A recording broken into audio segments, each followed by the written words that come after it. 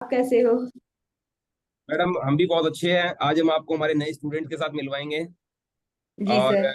निशा, Rajni, welcome. Indu madam के good पास morning sir. Brahmottar गया था, कैसा लगा मैडम? अच्छा, भेज दिए सर, मैं नहीं देखी हूँ। आप देखना, आप बहुत अच्छा लगेगा। आप जी अपना सर। पूरा विषय बताना हमें क्लास के कि आपको कैसा लगा। जी निशा सर, कैसे हो थैंक। आप? बहुत बढ़िया सर। आप कैसे हैं? फाइन। आप लोग संडे एंजॉय कर रहे हैं? जी जी सर। ठीक है। हम भी बहुत एंजॉय कर रहे हैं यहाँ पे। Rajni, how are you? Rajni, welcome. Fine. हाँ जी, थैंक यू। कैमरा ऑन कीजिए रजनी जी। वंदना, welcome.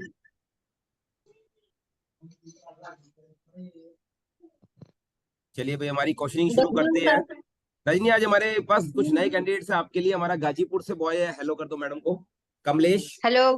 Good afternoon sir. 14 times national player, gold, oh, bronze, everything. Ghazipur से हमारा कमलेश। ओके। और रेसलर तो दिख ही कौन रहे सा हैं। गेम? और कौन सा गेम है सर इसका? रेसलिंग। कुश्ती कुश्ती। Okay okay. तो आज आप क्वेश्चंस पुट अप करना हमारे कैंडिडेट से। Mister ji Shiv. Sir. Hello ma'am. Yes. Hello We sir, will good also having afternoon. not many questions for you from Cathal. And next, our candidate, Mr. Digender.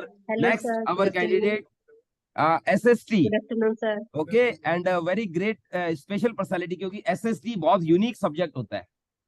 तो मैं चाहता हूं कि आप SST रिलेटेड भी कुछ क्वेश्चंस हमारे कैंडिडेट से पुट अप करिए ताकि ये जवाब दे। ओके।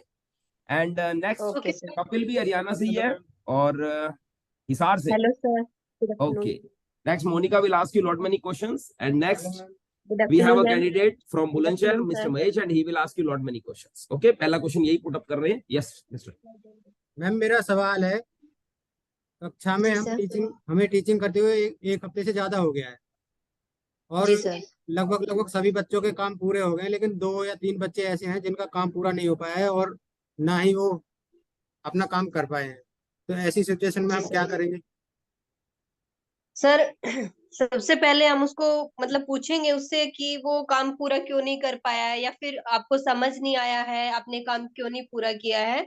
और फिर उसको बोलेंगे, उसको 1 या 2 दिन का हम टाइम देंगे, किस टाइम तक आपकी नोटबुक जो है कवर होनी चाहिए। और हम आपकी जो नोटबुक है वो चेक करेंगे। उसके बाद आपको देखना है कि वो नोटबुक को कंप्लीट करके लेके आता है या नहीं। फिर जानने की कोशिश करना है कि उसने फिर भी क्यों नहीं किया। फिर उसके पेरेंट्स को इन्फॉर्म करना है कि ये काम को पूरा क्यों नहीं कर रहा, घर में इसको कोई प्रॉब्लम है या नहीं है।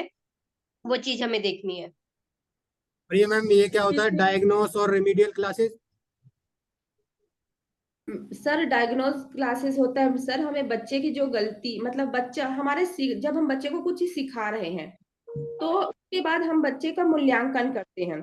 जब मूल्यांकन करते हैं तो हम देखते हैं कि बच्चे के सीखने में कहाँ पर कमी रह गई है। फिर उसको पहचानने के बाद फिर हम बच्चों का उपचारात्मक शिक्षण देते हैं, उस कमी को दूर करने का प्रयास करते हैं। यही है सर, निदानात्मक और उपचारात्मक शिक्षण। Yes. Rajni ma'am. Rajni ma'am, yes sir. Yes ma'am. Ma'am yes ma'am. Judo और कराटे में क्या डिफरेंस है? मैम, जूडो तो एक कुश्ती की तरह है, और कराटे जो है वो हम जैसे हाथ से करते हैं, ये वाले ऐसे होते हैं। कराटे तो हैंड से करते हैं, और जो जूडो है उसकी टेक्निक अलग होती है कि जैसे हम मैम पैर से आई टाई थिंक लगा के। कराटे जो है वो अटैक करने के लिए यूज होते हैं, और जूडो जो है वो डिफेंस के लिए यूज होता है। हाँ जी मैम, हाँ जी। Yes. मैम लॉ ऑफ ठीक है। लर्निंग के बारे में कुछ बताएंगी? Yes sir. कॉमन टॉपिक है क्या? हाँ सर, सबके लिए। सबके लिए। तो anybody else can also participate. Law of Nisha, learning.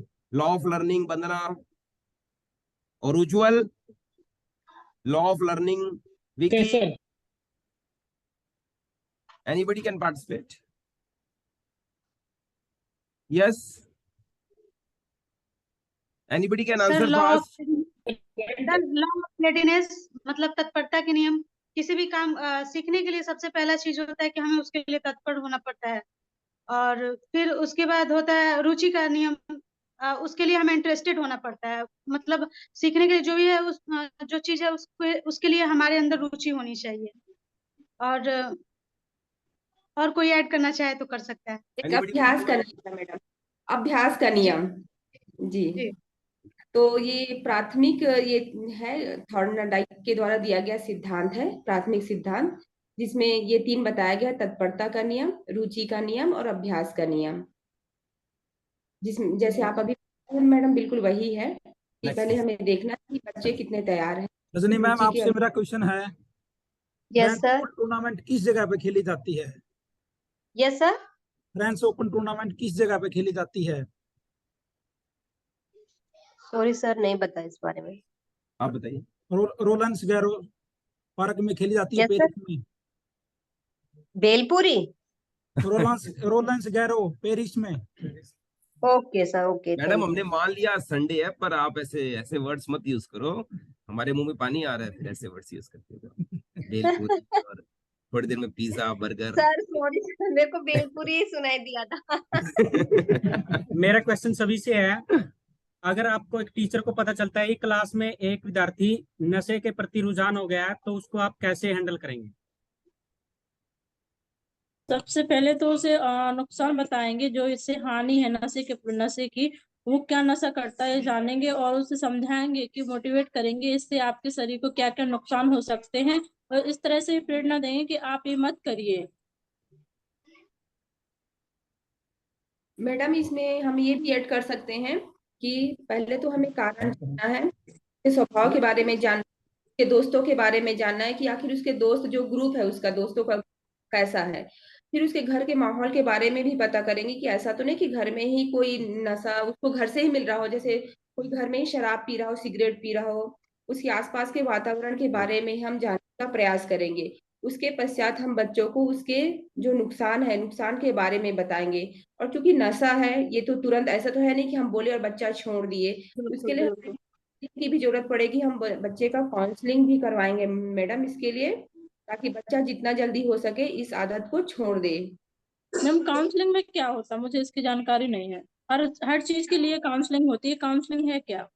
हाँ मैडम, क्या होता है आजकल केंद्रीय विद्यालय में हर विद्यालय में एक काउंसलर टीचर की नियुक्ति की जाती है। काउंसलर अच्छा। टीचर पर्सनल बच्चे से बात कर, जिस बच्चे को समस्या है वह बच्चा मैडम के पास या सर के पास जा सकते हैं, और उस समस्या के बारे में सिर्फ वहां उस रूम में सिर्फ 2 रहेंगे, वो टीचर और बच्चा। तो उस समय बच्चा अपने मन की जो बात है वो सारी बातें वो अब बताता है। तो जो काउंसलर होते हैं उसकी पूरी बातें को सुनकर उस हिसाब से उन्हें सुझाव देती है कि आपको क्या करना है, कैसे करना है।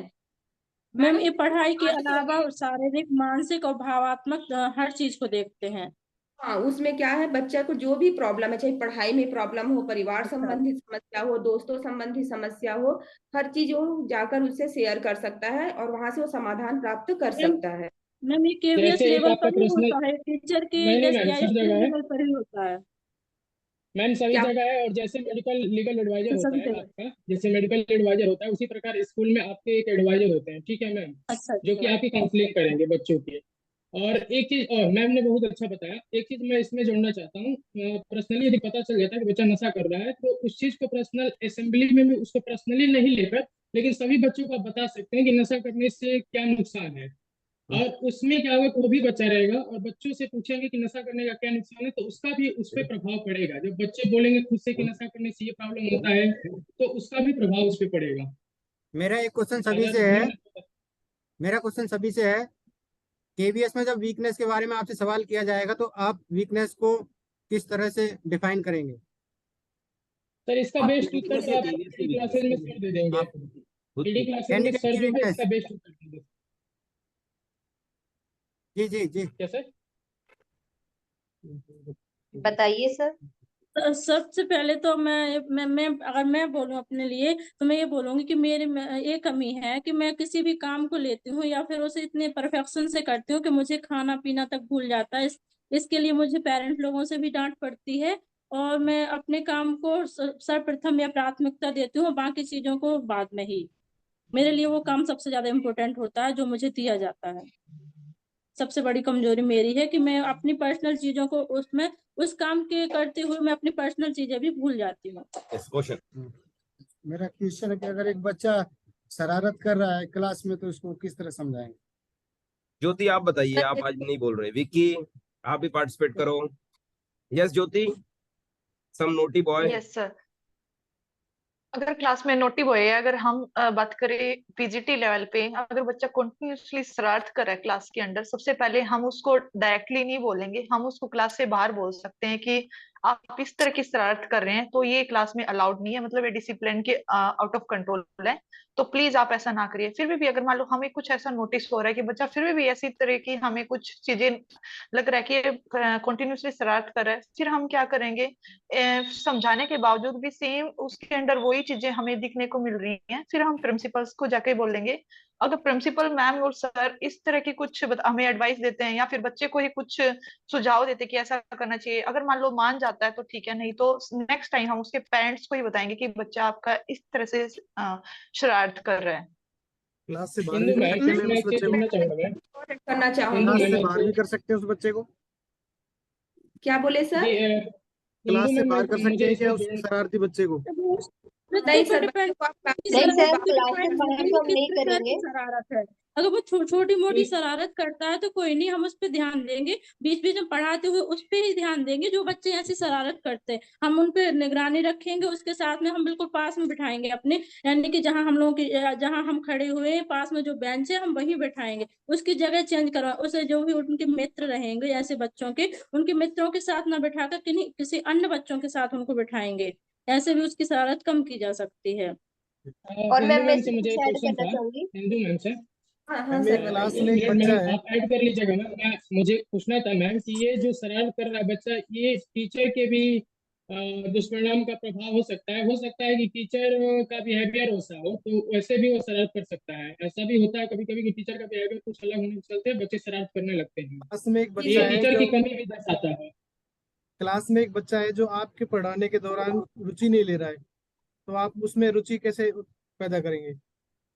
सर हम इसका बेस्ट सबसे उत्तर पहले निशा देखेंगे मैम कि देंगे। हमारे पढ़ाने का तरीका ठीक है या फिर नहीं है, उसे समझ आ रहा है या नहीं। अगर उसे समझ नहीं आ रहा है तो हम अपनी टेक्निक को चेंज करने की कोशिश करेंगे, हमारा पढ़ाने का तरीका चेंज करेंगे, उसको पढ़ाने के तरीके को थोड़ा सा रुचिकर बनाएंगे कि वो उसमें रुचि लेके इन्वॉल्व हो और पढ़ने की कोशिश करे।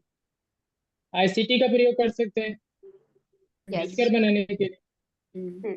सर हर क्लास में क्या होता है, 3 प्रकार के बच्चे होते हैं। एक बच्चा तो होता है बहुत जल्दी सीखता है, दूसरा बच्चा होता है थोड़ा मध्य गति से सीखता है, तीसरा है उससे भी कम गति से सीखता है। इसलिए हमें पढ़ाते समय एक ही शिक्षण विधियों का प्रयोग नहीं करना है सर।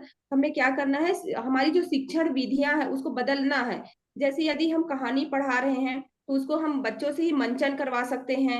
यदि हम जैसे कविता पढ़ा रहे हैं तो उसको हम सस्वर वाचन करवा, मतलब अपनी विधियों में हमें बदलाव लाना है। हर एक ही विधि से बच्चे को शिक्षा शिक्षा नहीं देना है, क्योंकि बच्चा एक विधि से नहीं सीख पाएगा। इसलिए मेन है कि हमें शिक्षण शैलियों में विभिन्नता को महत्व देना है। Next ma'am question. मेरा मेरा एक क्वेश्चन क्वेश्चन है है, मैम। मेरा क्वेश्चन है कि सूफी कवि हैं, उनका भक्ति काल में योगदान किस प्रकार से, क्योंकि उन्होंने तो केवल प्रेम लीलाओं का वर्णन किया है, तो इस तरह से भक्ति काल में उनका प्रेमाश्रयी सखा से कैसे संबंध हुआ मैम? हाँ मैडम, सूफी जो कवि हैं मोहम्मद जायसी का नाम इसमें आता है। उन्होंने पद्मावत लिखा है, लेकिन भक्ति कवि के भक्त काल के कवि के रूप में इसलिए गिना जाता है मैडम, क्योंकि उन्होंने जो प्रेमी प्रेमिका का जो वर्णन किया है, यहाँ जो प्रेमी है वो भक्त है और जो प्रेमिका परमात्मा है, अर्थात आत्मा परमात्मा से मिलना चाहता है। मतलब इसमें रहस्यवाद भी छुपा हुआ है। उनका मेन मकसद यही था कि जो आत्मा है वो परमात्मा से मिलना चाहता है, और इसके लिए बीच में जितनी भी कठिनाइयां बाधा आती है, ये जैसे पद्मावत में ही देखिए कि राजा रत्नसेन को पद्मावती से मिलने के लिए बीच में जितनी भी कठिनाइयों का सामना करना करता है और अंत में उनसे उनका मिलन होता है।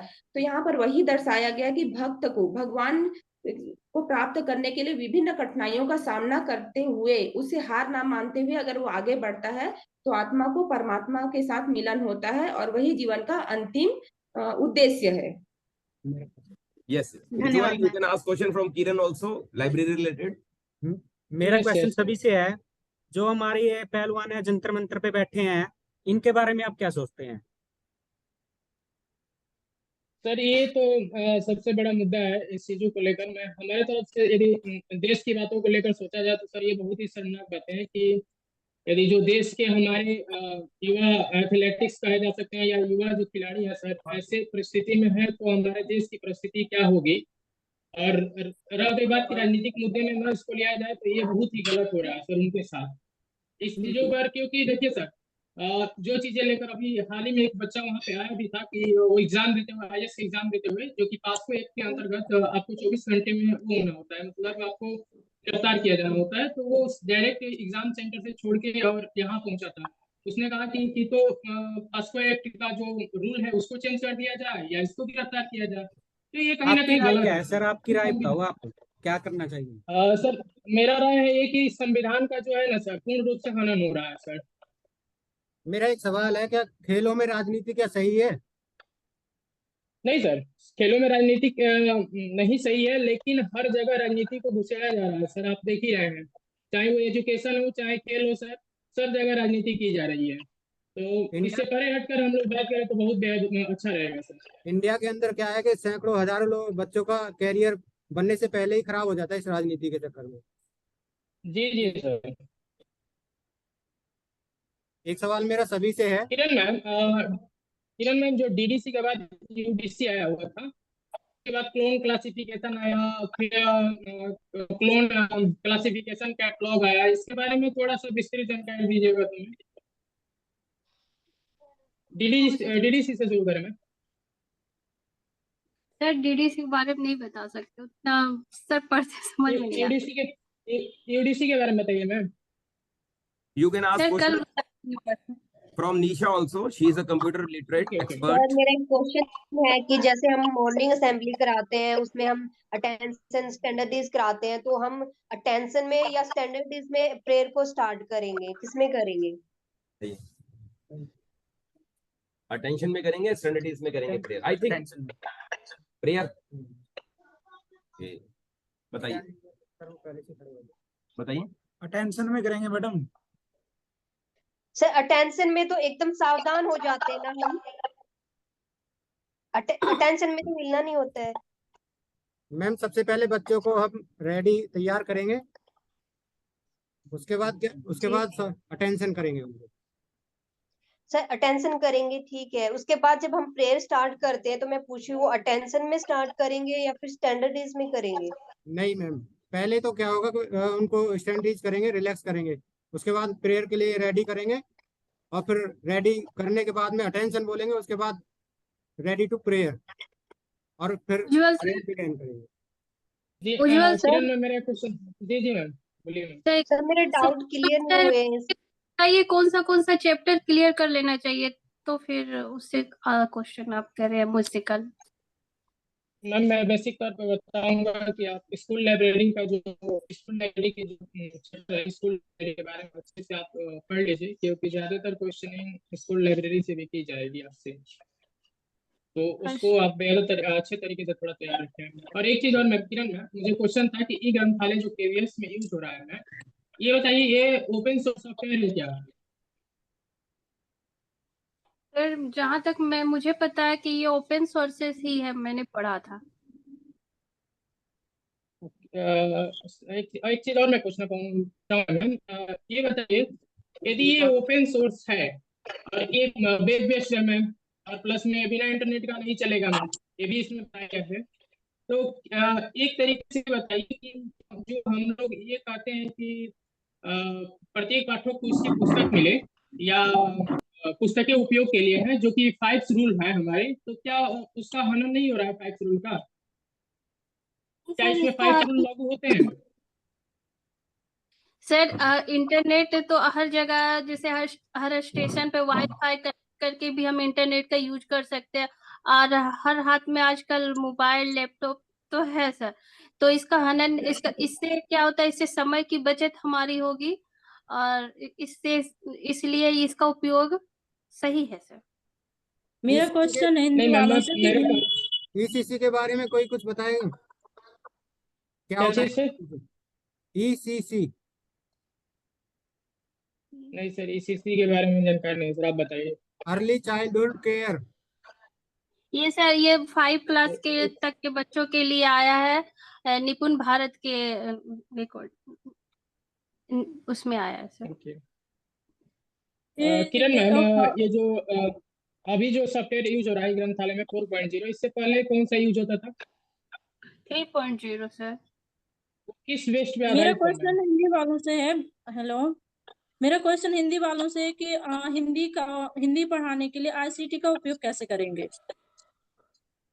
इसका हिंदी में हेलो अच्छा आंसर देंगी, बताइए मैम। हिंदू मैम। हाँ मैडम, हिंदी पढ़ाने के लिए हम आईसीटी का प्रयोग विभिन्न रूपों से कर सकते हैं मैडम। जहाँ पर हम बच्चों को नहीं ले, देखिए हर जगह तो हम बच्चे को नहीं ले जा सकते हैं, तो उस समय आईसीटी हमारे बहुत ही उपयोगी है। इतिहास से संबंधित कुछ ऐसा चीज हम पढ़ा रहे हैं मैडम, जहाँ बच्चों को दिखा सकते हैं, महल के बारे में दिखा सकते हैं, जैसे संसद भवन के बारे में दिखा सकते हैं, हम लाल किला दिखा सकते हैं, ताजमहल दिखा सकते हैं, तो बच्चा उस चीज को देखेगा तो बहुत अच्छे से समझेगा। उसी प्रकार से मान लीजिए यदि हम हिंदी में कोई ऐसी कविता पढ़ा रहे हैं जो प्रकृति से संबंधित है, तो प्रकृति से संबंधित कविता को पढ़ाने के लिए हम बच्चों को जंगल का चित्र, मतलब जंगल का चित्र उसमें दिखा सकते हैं, बहते हुए झरने दिखा सकते हैं, विभिन्न प्रकार के जंगली जानवर, पेड़ पौधे दिखा सकते हैं। और उस माध्यम से, जैसे मान लीजिए अगर हम पेड़ के बारे में कोई कविता पढ़ा रहे हैं, तो बच्चे को उसमें पेड़ को दिखाकर उसके विभिन्न भागों को बहुत अच्छे से हम समझा सकते हैं, कविता में जोड़ते हुए उसको। तो इस तरह से क्या है मैम? या लेखक के बारे में जब हम बता रहे हैं, तो अगर उनके इमेज दिखा दिए जाए, फिर हम अगर बताते हैं उनके बारे में, तो जो ज्ञान होगा स्थायी होगा उनके दिमाग में। बिल्कुल बिल्कुल। क्या है मैम? फर्स्ट 100 एडिशन कहाँ पर लॉन्च हुआ? मीटिंग में निशा मैम? जी मैम, सॉरी।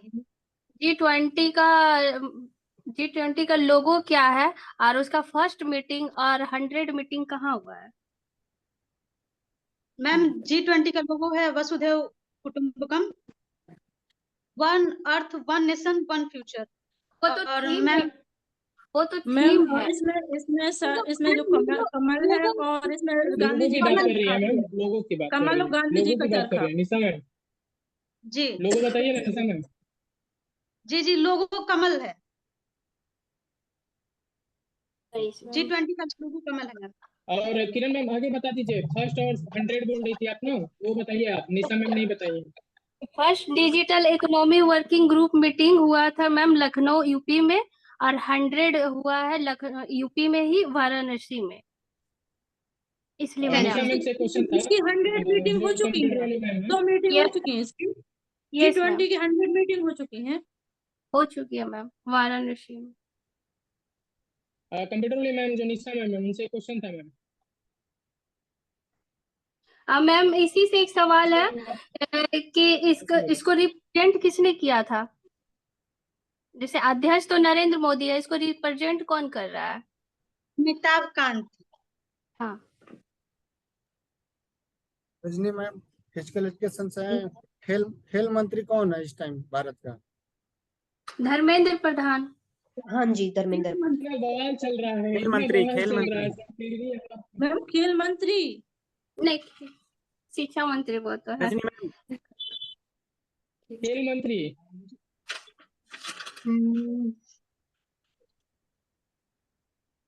सर बताती हूँ, सर दिमाग से निकल गया। अनुराग सर ठाकुर। फिजिकल एजुकेशन से एक सवाल है, स्वस्थ बच्चे स्वस्थ भारत अभियान में फिजिकल एजुकेशन का क्या प्रावधान है? Yes ma'am. स्वस्थ बच्चे स्वस्थ भारत में फिजिकल एजुकेशन के बारे में क्या बोला गया है? स्वस्थ बच्चे स्वस्थ अभियान में यही बोला गया है कि हमारे जो बच्चे हैं वो पूर्ण रूप से स्वस्थ रहेंगे, और जो हमारे जो खेल है उनका जो प्रकरण है वो भी बढ़ता रहेगा। सेकेंडरी लेवल ज्योति मैम आप कॉमर्स स्टूडेंट है मैम, मेरा हाँ जी क्वेश्चन था सर। मैम कि एक लड़का आता है आपको और बोलता है कि मेरा फाइनेंशियल कंडीशन जो है अच्छी नहीं है, तो उसके जो फाइनेंशियल कंडीशन है उसको सुधारने के लिए आप उसे क्या बताएंगे? सर उसको खुद को सुधारने के लिए, जिस बच्चे के नहीं लेवल, नहीं, या खुद फिर को उसके पेरेंट्स के लिए? उसके पेरेंट्स के लिए, आप वो खुद सजेस्ट करेगा, उसके पेरेंट्स के लिए बताइए। Okay sir. सर जैसे मान लो बच्चा वर्किंग है, जैसे मान लो बच्चा स्कूल में आ रहा है, वो गवर्नमेंट स्कूल है, आज के दिन तो क्या हो रहा है सर, जैसे मान लो ऑनलाइन जो प्लेटफॉर्म है वहां पे हम काफी सारी अर्निंग कर सकते हैं, जैसे यूट्यूब के थ्रू कर सकते हैं, हम कुछ अलग से जैसे मान लो कंटेंट क्रिएटर का वर्क कर सकते हैं, कुछ हम फ्रीलांसिंग वर्क कर सकते हैं, वहां से हम अर्न कर सकते हैं। अगर पेरेंट्स एजुकेटेड नहीं है तब उनके लिए कुछ अलग वर्क हो सकते हैं। जैसे मान लो कुछ हम इनके लिए ब्लू कॉलर जॉब बोल सकते हैं, वो इन जॉब कर सकते हैं। लेकिन अगर मान लो बच्चा क्या है, उसकी कंडीशन अच्छी नहीं है, कुछ स्कूल के अंदर भी पॉलिसीज होती हैं कि अगर मान लो बच्चे की कंडीशन अच्छी नहीं है तो उनकी जो फीस पे बैक करी जाती है, कुछ मैनेजमेंट के द्वारा कुछ परसेंटेज फीस पे कर दी जाती है। लेकिन अगर वो ऐसी पॉलिसी अगर स्कूल के अंदर नहीं है, तो अगर मान लो मेरी कंडीशन सही है तो मैं कोशिश करूंगी बच्चे की एटलीस्ट जो भी बुक से रिलेटेड और जो एजुकेशन से रिलेटेड है, जो भी उसकी फैसिलिटीज हैं, मैं ट्राई करूंगी उनको पूरा करने के लिए। एक क्रॉस क्वेश्चन है मैम इस पे, आप अभी बात की थी फ्रीलांसिंग की, क्या बिगिनर के लिए सही है? हाँ जी सर, ये बिल्कुल सही है। इससे जैसे मान लो आपकी जो नॉलेज है डेफिनेटली इनहांस होती है। जैसे मान लो आप किसी फील्ड में, जैसे आपको लगता है कि मैं इस फील्ड में अच्छा वर्क कर सकती हूँ, you can search job, Google से आप सर्च करोगे, फिर वहां पे आपसे जो भी उससे रिलेटेड जॉब वहां पे आ जाएंगी, फिर आप उनको अप्लाई कर सकते हैं। और इससे क्या होगा, जो आपका टाइम है वो आपका सेव हो सकता है। किस तरह से, जैसे मान लो आपको कंटिन्यूसली वर्क ही नहीं करना पड़ता, जब आप फ्री होते हो जब आप उसका वर्क कर सकते हो। उज्जवल सर ये डीडीसी छोटी लाइब्रेरी के लिए कैसे उपयुक्त है सर, थोड़ा बताइए। डीडीसी मैम छोटी लाइब्रेरी के लिए बात कर रही है ना, तो जैसे सबसे पहले डीडीसी की यूनिक बात थी मैम कि पुस्तकों को सब्जेक्ट वाइज सजाना। जैसे 00 में हमने लिया था जनरल, जो नॉलेज है, जनरल जो चीजें होती है उनको मैंने लिया था। 002 में हमने फिलोसफी के लिया था। तो इस तरीके से पुस्तकों को अच्छे से सजाया जा सके, कैटलॉगिंग की जा सके, इसलिए बहुत उपयोगी है मैम। तो वो तो बड़ी लाइब्रेरी में भी उसी तरह अरेंजमेंट हो, तो फिर छोटी लाइब्रेरी के लिए कैसे उपयुक्त हो सकती है? छोटी लाइब्रेरी के लिए भी ऐसा उपयोगी हो सकती है मैम। यदि आपको जानकारी हो तो बताएं मैम, थोड़ा सा विशेष। नहीं, मुझे पता नहीं, इसलिए मैंने आपसे पूछा। नहीं मैम, छोटी आधुनिक लाइब्रेरी काल का सामान्य वर्गीकरण क्या होगा? जैसे कि शुक्ल जी ने अलग दिया है, या फिर बच्चन सिंह ने अलग दिया है, नागेंद्र जी ने अलग दिया है, तो आधुनिक काल का सर्वमान्य वर्गीकरण क्या होगा?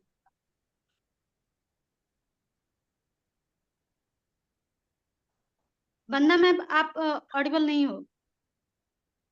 आधुनिक काल का सर्वमान्य वर्गीकरण मैम इसी को मानेंगे, जैसे कि जो भारतेंदु युग है, आधुनिक काल के अंतर्गत सबसे पहले भारतेंदु युग आता, फिर द्वैध युग आता, फिर उसके बाद छायावाद, फिर प्रगति, फिर प्रयोग, फिर नई कविता। मैम यही सर्वमान्य मत है।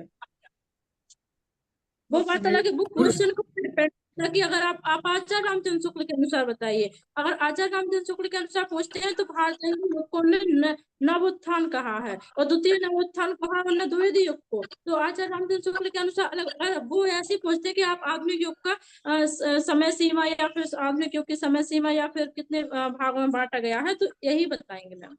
ये उपचारात्मक किसी के बताना पड़ेगा। ये उपचारात्मक मूल्यांकन किन बच्चों के लिए उपयोग में लिया जाता है?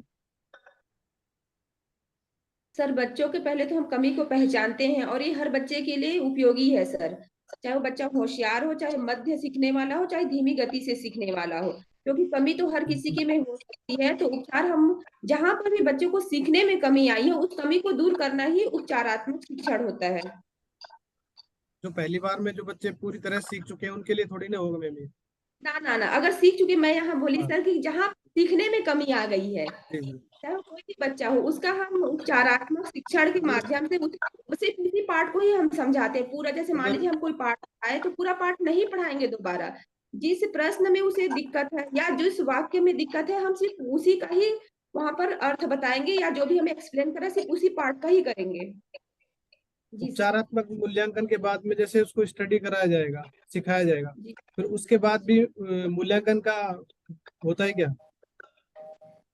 मूल्यांकन के बाद क्या मूल्यांकन बोले सर, एक बार दोबारा बोलिए। जैसे उपचारात्मक मूल्यांकन किया, उसके बाद में बच्चे को दोबारा से स्टडी किया, फिर उसके बाद में फिर अगली बार भी मूल्यांकन करना पड़ेगा क्या उसको? बिल्कुल सर, जब तक बच्चा ना सीखे तब तक आपको उसको सिखाना है, और जो आप सिखा रहे हो यही उपचारात्मक शिक्षण है। तो ये कंटिन्यूटी बनी रहेगी जब तक बच्चा नहीं सीखेगा? जी जी जी, बिल्कुल बिल्कुल। Okay ma'am. और आपको पूरे क्लास को नहीं पढ़ाना है, आपको उन बच्चों को ही पढ़ाना है जिसको सीखने में कमी रह गई वहां पर। जी मैम। आपको दोबारा टॉपिक नहीं शुरू करना है सर। जी सर।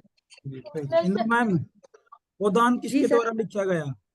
गोदान जी सर, मुंशी प्रेमचंद्र जी द्वारा। किरण मैम, कुछ ओपन सोर्स सॉफ्टवेयर का नाम बताइए मैम। क्या? ओपन सोर्सेज सॉफ्टवेयर का नाम बताइए। सर सोल, कोहा, संजय, ये सब सर। नहीं मैम, सोल कैसे open difference source of software है मैम? डेकाथलॉन और सोल हेपेथलॉन।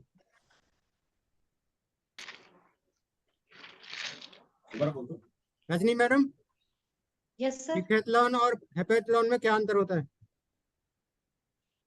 डेकेथलॉन हम्म, सर, डेकेथलॉन में जो है चीजें मिलती हैं वो हमें ओरिजिनल चीजें मिलती हैं। उसमें मतलब कोई भी जो चीज देते हैं उसमें मतलब लिख के देते हैं वो जो कि अगर इतने टाइम से पहले वो चीजें अगर टूट जाती है, फूट जाती है, तो उसको वो रिटर्न देते हैं। नहीं नहीं नहीं, तो सर ओलंपिक में इवेंट होते हैं जो 2 दिन में होते हैं, डेकाथलॉन और हेपेथलॉन, उसके बारे में पूछा अच्छा, है। मुझे लगा डेकेथलॉन वैसे पूछ रहे हैं आप। हेलो मैम, ये मैं पूछ रही हूँ कि जो जो क्रिया है वो कर्म के अनुसार तो होती है, उसके अलावा कौन किस किस के अनुसार होती है? क्रिया को कितने प्रकार में बांटा गया है कर्म के अलावा? कर्म के अलावा मैडम रचना की दृष्टि से भी बांटा गया है 5 भागों में। सरल सरल वाक्य होता है, संयुक्त वाक्य होता है, मैडम प्रेरणार्थक। क्रिया क्रिया हाँ, क्रिया ही मैडम, सरल क्रिया जिसमें सिर्फ एक ही क्रिया होगी, संयुक्त क्रिया जी। जिसमें 2 क्रिया होती है, प्रेरणार्थक क्रिया जिसमें जो करता है स्वयं काम ना करके दूसरे से काम करवाता है, नाम धातु क्रिया होती है जिसमें हम संज्ञा को ही क्रिया में प्रयोग करने लगते हैं, और एक है पूर्वकालिक क्रिया, मतलब एक क्रिया खत्म होती है उसके बाद दूसरी क्रिया तुरंत शुरू हो जाती है, तो जो पहली वाली क्रिया उसे हम पूर्वकालिक क्रिया कहते हैं। तो इस तरह से रचना के आधार पर 5 और उसके भेद हैं। मैम एक और सर रचना के आधार पर हो गई, एक कर्म के आधार पर, दो ही प्रकार हैं क्रिया के। हाँ, एक कर्म के आधार पर, एक रचना के आधार पर है मैडम, जो भी है मेरे जानकारी मैम ये में तो। काल के अनुसार भी मिलती है, काल के अनुसार भी क्रिया मिलती है। निशा मैडम को अगर पता हो तो इसको थोड़ा विस्तार से बताएं। मैंने भी 2 ही तरह से पढ़ा है, कर्म के आधार पर क्रिया का वर्गीकरण और रचना के आधार पर, जैसा कि मैम ने बताया कि कर्म के आधार पर 2 तरह से, सकर्मक और अकर्मक, और 5 तरीके के जो इन्होंने बताया प्रयोग के आधार पर। निशा और ma'am, sir for search engine के बारे में बताइए। जी ma'am. Nisha's voice is not coming. Otherwise, she really ma'am आप interested बोलिए। in participation. नहीं सर, अब आवाज आ रही है सर। चलिए मैडम, बहुत अच्छी बात है। सर्च इंजन के बारे में बताइए मैम। फिर कैमरा ऑन कर लीजिए मैडम, शाबाश, बहुत बढ़िया। सर्च इंजन बताइए क्या क्या होते हैं। सबसे नीचे कैमरा है मैडम, उसको ऑन कर लीजिए। सर गूगल होता है, याहू, उबंटू, ये सब शायद सर्च इंजन ही है sir. Yes yes yes, you are right, these are search जिसमें engines. आजकल जीपीटी चैट जीपीटी जो कि इस समय में महत्वपूर्ण योगदान निभा रहा है, ट्रेंड में भी चल रहा है, इसके बारे में भी जानना है सर। निशा सर मेरा अच्छा एक बता सकती क्वेश्चन है। है। को लॉन्च हुआ है। किरण मैम आप बोलिए ना, क्या बोले थे? सर मेरा एक क्वेश्चन है कि अगर जैसे हम कोई भी गेम करा रहे हैं, जैसे स्विमिंग है, फुटबॉल है, उसके लिए जैसे स्विमिंग के लिए हमें स्विमिंग ड्रेस चाहिए होती है, फुटबॉल के लिए फुटबॉल शूज या फिर किट चाहिए होती है, तो अगर बच्चा मतलब बोल रहा है कि मैं इसको नहीं परचेज कर सकता, तो उस सिचुएशन में हमें क्या करना चाहिए? मैम वो आरटीई एक राइट टू एजुकेशन के अकॉर्डिंग हम जाएंगे, केबीएस में ये रूल चल रहा है, उसमें 25% बच्चों को फ्री में ये मतलब किट, सारे किट प्रोवाइड किए जा रहे हैं। अगर उसके बाद वो बच्चा मतलब खरीद लेता है, उसके बाद उसको जो पैसे लगते हैं, अगर परचेजेस लिस्ट दिखाई जाए तो वो पैसे उसको पेरेंट्स को रिटर्न की जाती है। और खेल के लिए मैम प्राइमरी के लिए 5,000, और सेकेंड प्राइमरी के लिए 10,000, और सीनियर सेकेंडरी के लिए 25,000 सर खेल के लिए सरकार के द्वारा समग्र शिक्षा अभियान के द्वारा दिया जाता है। मैम ये ईयरली मिलता है या फिर कैसे मिलता है? मैम ये ईयरली मिलता है। ठीक है मैम, थैंक यू। लीडरशिप को कैसे डिफाइन करेंगे? सभी से क्वेश्चन है, लीडरशिप को कैसे डिफाइन करेंगे?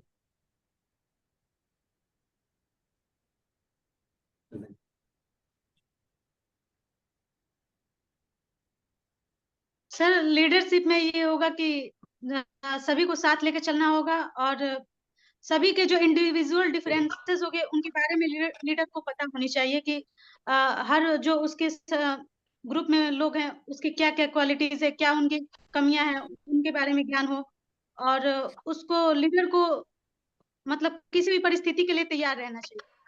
और कोई इसमें मेरा ऐड करना चाहते एक सवाल सभी से है, और कभी कभी क्या होता है कि छोटे बच्चे के साथ एक दूसरा बच्चा अटैचमेंट होता है, तो वो अपने स्कूल ना जाके उसी बच्चे के साथ स्कूल आ जाता है, तो ऐसी स्थिति में आप क्या करोगे? सर स्कूल में तो दूसरे बच्चे को अलाउ ही नहीं रहता है आने को, नहीं, वो गेट से ही। अटैचमेंट है और आ गया गलती से, तो क्या करोगे? फिर तो सर उसके पेरेंट्स को फोन करके बुलाएंगे, क्योंकि बच्चा 8 घंटा नहीं रह पाएगा। वो बच्चे अपने भाई बहन के प्रेम में आ गया जरूर, मुश्किल से आधा घंटा ही रह पाएगा, उसके बाद वो बोर हो जाएगा, क्योंकि कंटिन्यूस क्लासेस चलेगी। तो हम उसके पेरेंट्स को फोन करेंगे सर, और उनको बताएंगे कि आपका बच्चा, जो छोटा वाला बच्चा है, वो स्कूल आ गया है और आप इसे आकर ले जाइए। सर 4.0 है ई ग्रंथालय लाइब्रेरी, उसके बाद उज्जवल सर जी जी जी मैम, जैसे जी मैम बोलिए। 3.0 के बाद 4.0 जो आया है ई ग्रंथालय, उसके अलावे और हम क्या सोर्सेस लगा सकते हैं सर? मतलब वो तो चल रहा है केबीएस में। सर वॉइस हेलो, जी जी मैम बोलिए। जैसे 3.0 के बाद अभी 4.0 जो आया सर 2014 में, तो उसके बाद वो जो एक्सेस हो रहा है, उसके बाद और सर क्या क्या यूज हो रहा है लाइब्रेरी में सर ई देखिए, ई ग्रंथालय के ग्रंथालय जो अलावा? हमारे केवीएस में मैम जो भी महत्वपूर्ण चीज है वो हमारा ई ग्रंथालय है। ई ग्रंथालय बेस्ड ही सारा कार्य हो रहा है केवीएस के अंतर्गत। तो ज्यादातर जिन लोगों से जो बातें हो रही है वो ई ग्रंथालय को लेकर हो रही है कि ज्यादातर ई ग्रंथालय। अब आपने बात की थी मैम एक सोल सॉफ्टवेयर की। सोल सॉफ्टवेयर आपने कहा कि सोल सॉफ्टवेयर, तो फिर हम इसमें क्यों यूज कर, इसका नाम क्यों लेते हैं सर? किसका? सोल का मैम या लेक्चर्स का? संजय कोहा सोल, ये तो विश्वविद्यालय के लिए है ना सर? जी जी जी जी जी मैम, तो इसका नाम हम इसलिए ले रहे हैं मैम क्योंकि लाइब्रेरी से रिलेटेड सर ये, लेकिन सर ये मोबाइल में खुलता नहीं है, पता नहीं चलता कि उसमें क्या क्या मतलब दिया गया है सर। ई ग्रंथालय में मैम, ये सर कंप्यूटर साइंस आवाज आ रही है सर। मोबाइल ई ग्रंथालय जो है मोबाइल में खुलता है मैम, और डेमो आप उसका डेमो से लॉगिन कर सकती है मैम। और आप इसमें जो कि बुक का एंट्री होता है, या बुक जो भी हमारी आई, कितनी बुक्स आई, और बुक्स का क्लासिफिकेशन बनाना भी इसी में होता है। और आप लाइब्रेरी को अपडेट भी कर सकती हैं इसी के माध्यम से। बहुत सारे इसमें ऑप्शन मिल जाएंगे मैम, जो कि और इसमें ही बुक का एंट्री किया जाता है। महत्वपूर्ण चीज ये है कि बुक की एंट्री जितनी भी होती है ई ग्रंथालय के माध्यम से होती है, और जो लेन देन बुक का होता है वो सारे ई ग्रंथालय के माध्यम से होता है मैम। तो मैम मेरा सभी से क्वेश्चन है, मेरा आईपी एड्रेस पर्सनल के बारे में क्वेश्चन है। बताइए। मेरा पर्सनल क्वेश्चन ये है कि जैसे केवीएस में इंटरव्यू देने जाना, तो डॉक्यूमेंट्स के साथ में एप्लीकेशन फॉर्म और एडमिट कार्ड लेके जाना है या नहीं?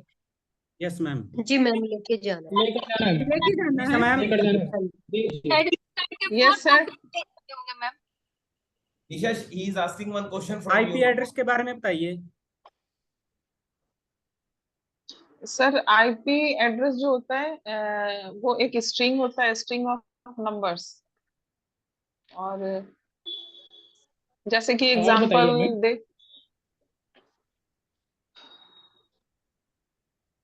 सर नहीं बता पा रहे हैं सर।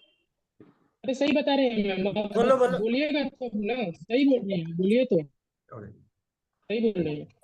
वो पहले तो stands for internet protocol to identify your device among billions of other. मतलब किसी एक आदमी का वो पर्टिकुलर एड्रेस होता है। जैसे घर है तो घर का एक एड्रेस होता है, तो वैसे कोई सिस्टम चला रहा है या नहीं, आंसर देते रहिए, बाकी लोग स्माइल रखिए अपने चेहरों पर। लास्ट मोमेंट में आपके स्माइल्स बहुत अच्छे लगते हैं। हाँ, मुस्कुराते रहिए। आप कंटिन्यू